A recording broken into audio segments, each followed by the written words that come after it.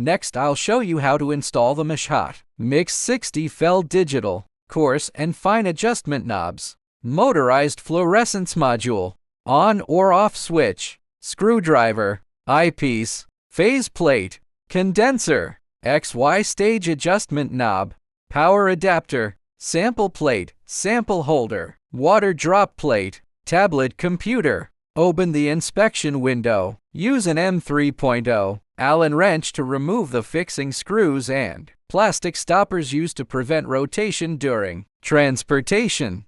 Gently push the tablet mount upward. Align the condenser assembly with the holes on the lamp arm. Gently insert into the dovetail groove. Then tighten the right knob screw to secure. Insert the phase plate marked side outward into the square slot of the condenser assembly. Install the stage movement ruler. Gently snap it into the alignment holes on the right side of the stage, then tighten the 3 bottom screws to secure it. Install the objectives onto the objective turret. Install the 4x objective in position 1, 10x in position 2, and so on. Place the water drop plate, sample holder, and sample plate above the stage as needed.